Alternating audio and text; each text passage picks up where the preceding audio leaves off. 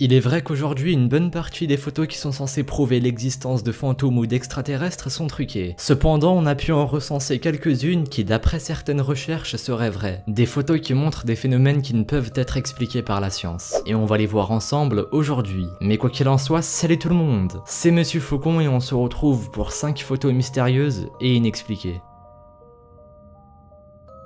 Numéro 5, on commence avec une photo prise par la famille Cooper. Cette famille venait tout juste de s'installer dans leur nouvelle maison au Texas, et pour marquer le coup, ils décident alors de prendre une photo de famille. La voici. On y voit tout de suite le cadavre d'une personne non identifiée qui est suspendue au plafond. Alors on ne sait pas vraiment s'il est en train de tomber ou s'il est réellement suspendu, mais bon. En revanche, il y a des rumeurs qui disent que cette photo est un fake. Apparemment, plusieurs années plus tard, un des enfants présents sur la photo aurait publié un message sur un forum dans lequel il affirme que cette photo est un fake. Il utilise comme preuve ce montage pour prouver qu'il est bien des enfants sur la photo. Mais ça reste quand même très flou car on ne sait toujours pas qu'est-ce que ce truc quoi.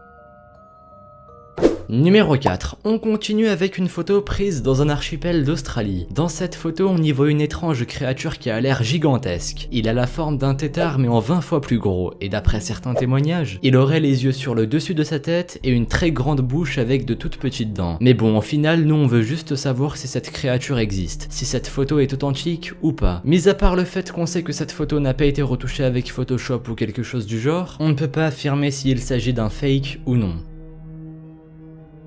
Numéro 3, autour d'une photo prise en 1989 qui a fait le tour du monde, à savoir celle de l'homme de Tiananmen. Bon, cette scène a aussi été prise en vidéo, alors autant vous la diffuser. On y voit un homme qui est en train de bloquer la route d'une lignée de 17 chars de l'armée populaire chinoise. Depuis, cette scène est souvent utilisée pour illustrer le courage et la non-violence face aux armes. Mais le problème dans tout ça, c'est putain qui est cet homme? Il n'a jamais pu être identifié. Certains disent qu'il a été exécuté quelques jours plus tard, d'autres disent qu'il réside actuellement à Taïwan, à l'abri des médias.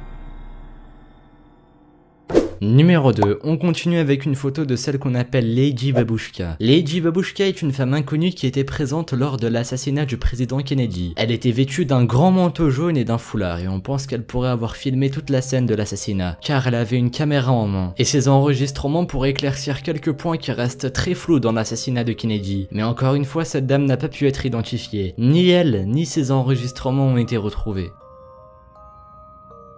Numéro 1. J'ai décidé de mettre cette photo en numéro 1 car très peu de monde, si ce n'est personne, la considère comme un fake. Cette photo est également considérée comme une des meilleures preuves de l'existence des fantômes. Elle a été prise en 1919, juste après la Première Guerre mondiale. On y voit un régiment de l'armée de l'air britannique. Tout le monde était réuni, y compris un certain Freddie Jackson qui a été tué quelques jours avant que la photo soit prise. Non, je ne déconne pas, hein. Le voici. On le voit apparaître derrière un de ses camarades alors qu'il est censé être mort. Le régiment entier fut stupéfait de cette apparition inattendue, et encore aujourd'hui, quasiment un siècle plus tard, cette photo reste une des photos d'apparition de fantômes les plus authentiques.